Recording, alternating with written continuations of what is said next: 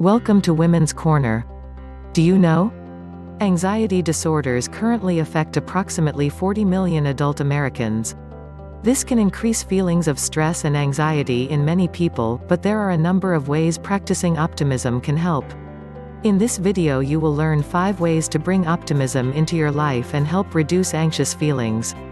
If you are new here, consider to subscribe our channel and ring the bell icon to get new health-related tips video. Number 1. Change your brain.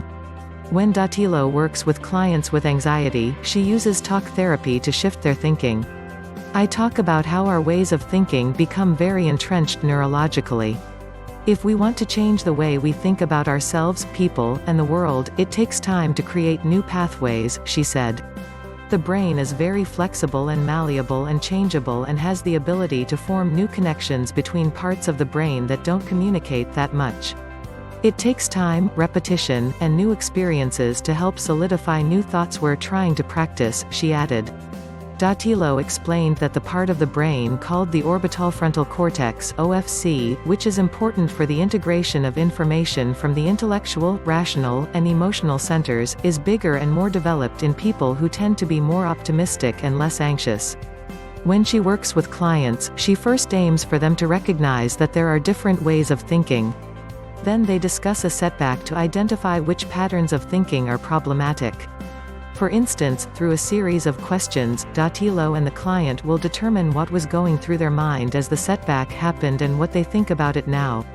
Then Dattilo determines how much of their thoughts they're using to predict what will happen in the future, and what actions they take and don't take based on that. The most important component is practicing new ways of thinking.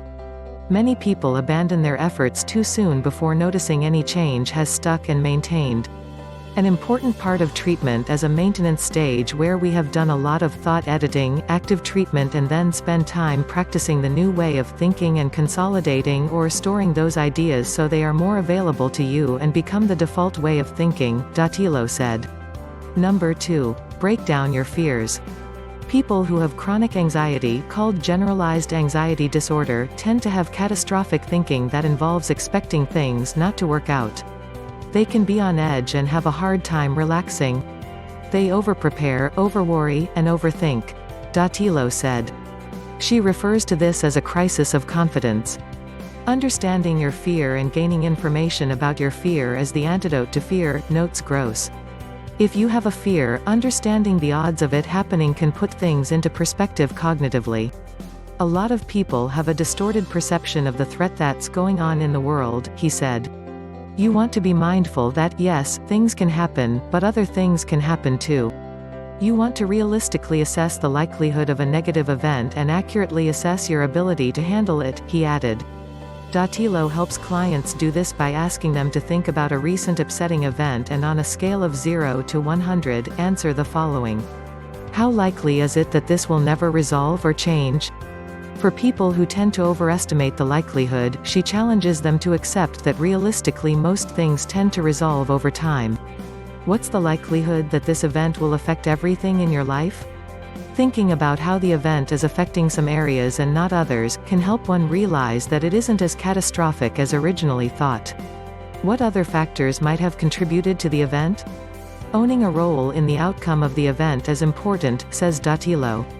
Additionally, part of this process includes accepting that fear isn't the enemy, notes Gross. There is risk in everything we do, and anxiety is a hyper-exaggeration about the risk of something, he said. For example, if you're worried about talking in school or at work and making a fool out of yourself, he says to think about what would happen if that were the case, as well as other outcomes that could occur. Is it possible that you could talk and people like what you say? You want to be able to imagine positive outcomes, as well as realize that negative outcomes won't destroy you, he said. Number 3. Surround yourself with optimists. If you're open to practicing optimism, Dattilo says hearing how other optimists explain their stories and events can be helpful from a modeling standpoint. However, if you're at a point where you doubt optimism's effects on anxiety, it may not be effective. It's kind of like learning a different language. If you had a basic understanding of the language and wanted to immerse yourself in it, that can be useful, but if you are put into a different country and trying to learn the language, you might be overwhelmed, she said. Number 4. Make a short list of people who make you feel good.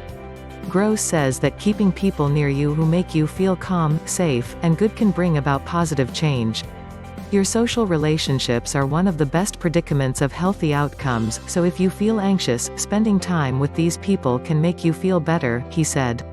He notes that anxiety is on the rise because people are more socially isolated than ever. There is a connection with feelings of isolation and feelings of anxiety.